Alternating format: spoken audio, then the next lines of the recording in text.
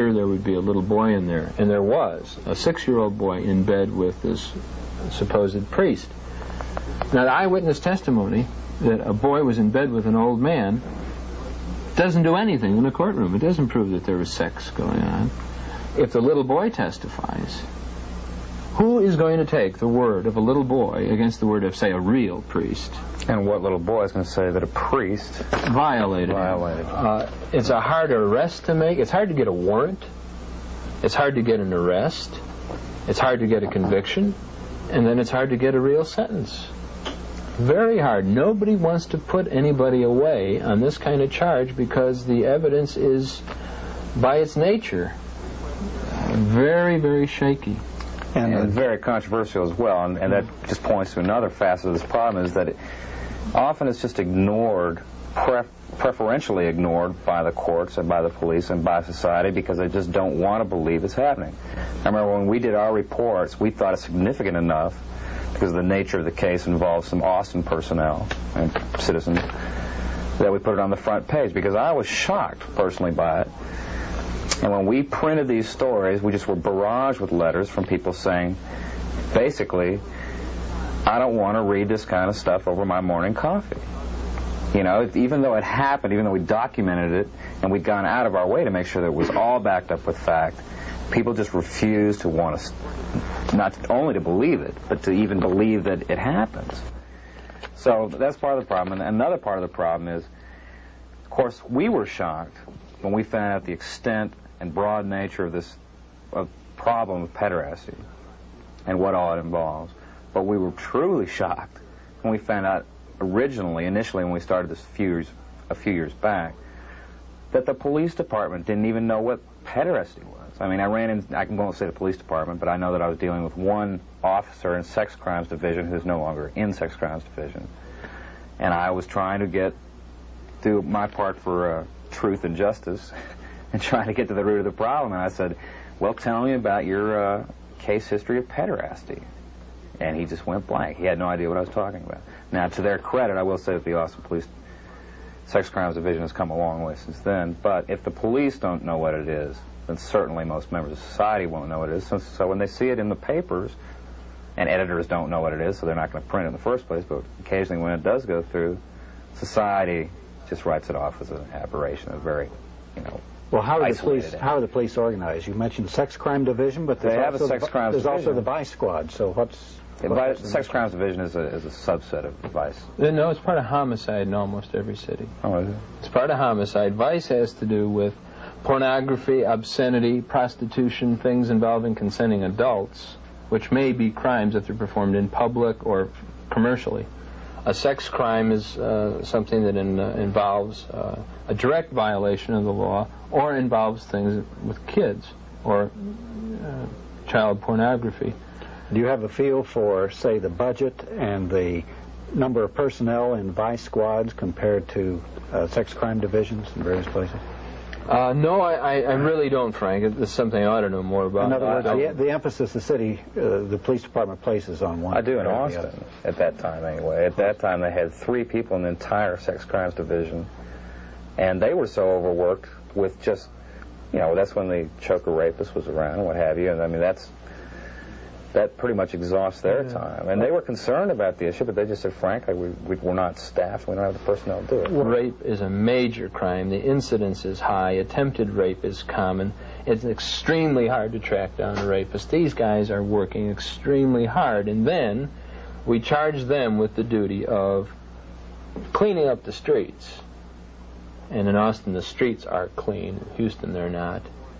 But how can they go behind the walls and find out what's going on indoors? That's extremely hard to do. Has there been much investigation by any police or the FBI or the judicial system of this phenomenon?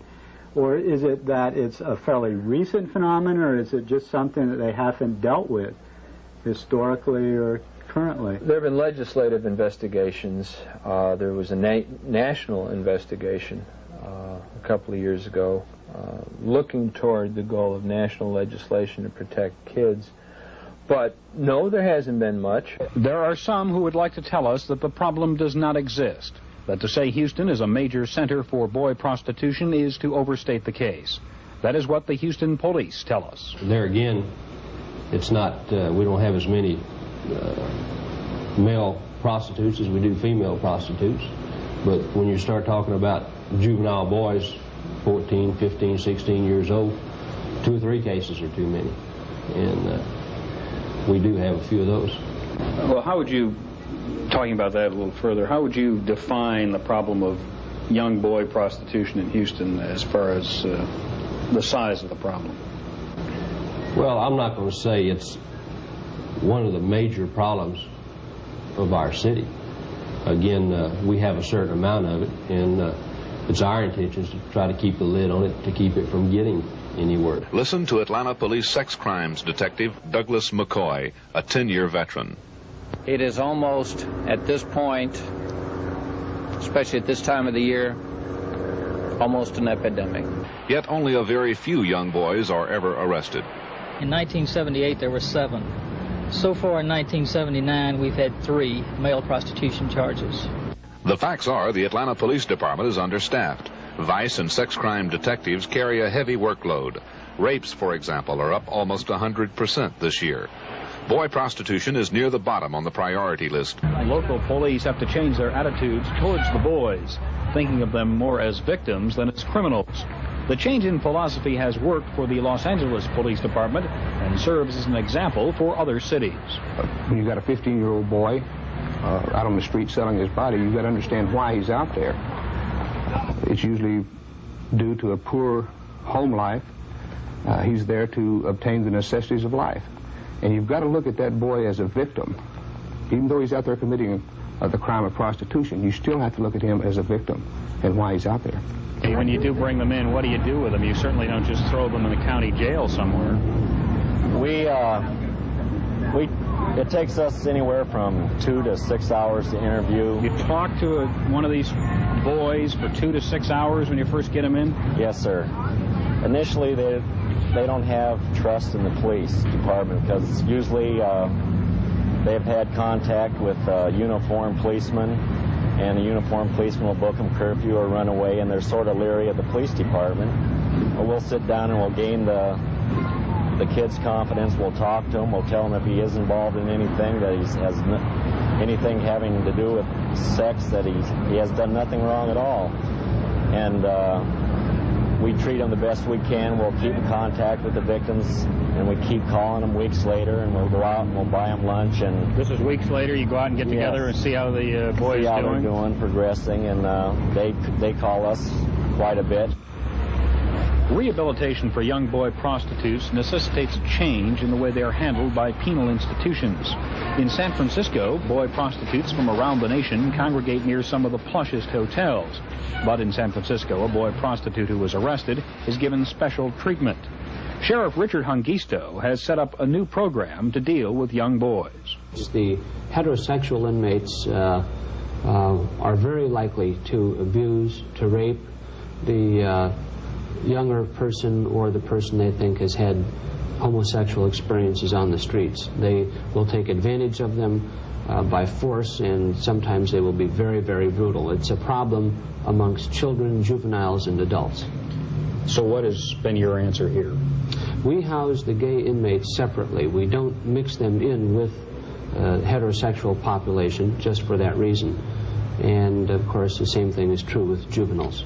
So as you view this problem and people like this come in off the street, how do you handle it? Well, what we do here is to do what we can to make sure that if there are any psychological problems that they're dealt with, and also to try to aid them with post-release help, giving them opportunities as much as we can to find a job, to have a place to stay, and to get back on their feet so that they don't have to sell their bodies to make money. Here in Austin, the sex crime unit now is, to my observation, a solid unit doing the best it can. And they have something that's rare in the whole state. They have an officer whose sole job is to counsel the victims of the sex crimes. She's an old student of mine, or a friend of mine. Her job was funded by the U.S. government. She lost her job in the Reagan budget last month. And she had to lobby in the city council to get retained as a police officer. They've retained her for a year. But the overall budget was cut, and her job, will remain in jeopardy. And it's a vital job. If I could just add to the problems of investigation and how Tom and I learned about all this. We just finally realized that Tom, thankfully, has carried on and updated the material and kept a close look. My full participation only lasted for a period of about 6 months to a year. When you were a reporter? When I was a reporter. And myself and another former editor of the Daily Texan, just as soon as we got hooked on it, as soon as we found out what was going on, we went after it with entire abandon for a good period of 3 to 6 months. Almost every day we forgot our classes, we forgot our work at the newspaper, we were determined to get to the root of it. And after 6 months, we had touched the tip of the iceberg, and we realized at that time, after spending inordinate amounts of time, money, and energy, which we didn't have to spend already, that we needed to be funded by some sort of organization much larger than ourselves, and a staff much larger than ourselves, to continue to find out really what was going on. So I can see how law enforcement agencies, with what little funding they have, particularly during a tax time such as ours, it's hard to do. And as I said, the more we found out, the more questions propped up, and the deeper it became. There's so many things. If it's all right to range around a little bit here, it ought to be said that in academia there's been virtually no contribution. I learned about this whole phenomenon as a teacher when a student of mine called my attention to the TV documentary Boys for Sale, which was made in Houston. I was embarrassed that I didn't know anything about the subject, mentioned it to sociologists, anthropologists, psychologists, social workers. They didn't know anything about it either. Then I went into the bibliography and found that it was first meager, and second, heavily oriented toward the defense and explication of the pederast, like the lawyer's commentary I quoted to you. It's considered a dirty subject, and people aren't supposed to go into it. Every semester when I lecture on it, I have students get up and walk out. I used to have complaints made to the department, to the college, to the university, and so on, that I was doing pornographic things in the classroom. That's abated, but people still get upset and walk out. Maybe not because they are offended, but because they're emiscerated by it and they want to get away from it. People don't like to look at reality. Well, especially as real as it. This stuff is horrible. At any rate, if the police department from any major city went over to the major educational institution in its area and asked for a contribution from the faculty, that faculty could contribute practically nothing. Academics have been not necessarily remiss, they have been oblivious to this. Can I ask you, unless it would compromise your information system, how do you go about getting your information?